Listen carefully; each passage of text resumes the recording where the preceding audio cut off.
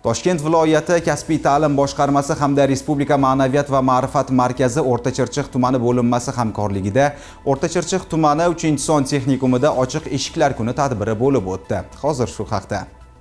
O'zbekiston Respublikasi Prezidentining kasbiy ta'lim tizimida boshqaruv samaradorligini oshirish chora-tadbirlari to'g'risidagi farmoni ijrosi doirasida hududlarda kasbiy ta'lim tizimini rivojlantirish hamda yoshlarni zamonaviy kasblarga keng jalb etish bo'yicha tizimli ishlar amalga oshirilmoqda. Xususan Toshkent viloyatida mavjud 53 ta texnikumlarda ham bu borada izchil chora-tadbirlar olib borilmoqda. Tashkil etilgan ushbu ochiq eshiklar kuni ham ayni shu jihatlari bilan ahamiyatli bo'ldi. Tadbirda Toshkent viloyati hamda Toshkent shahrining bir qator tuman va shaharlardan kelgan umumta'lim maktablari 9-11 sinf bitiruvchilari faol ishtirok etdilar. Jarayon davomida 2025-2026 o'quv yili uchun texnikumda belgilangan qabul kvotalari ham batafsil tushuntirildi. Xususan 9-sinf bitiruvchilari uchun kunduzgi ta'lim shaklida bir qator kasb yo'nalishlari hamda dual ta'lim imkoniyatlari mavjudligi, 11-sinf bitiruvchilari uchun esa qisqa muddatda aniq kasb egallashga yo'naltirilgan ta'lim shakllari joriy etilgani alohida ta'kidlandi. Tadbir davomida tashkil etilgan ko'rgazmalar va taqdimotlar orqali o'quvchilar texnikumning zamonaviy o'quv laboratoriya bazasi,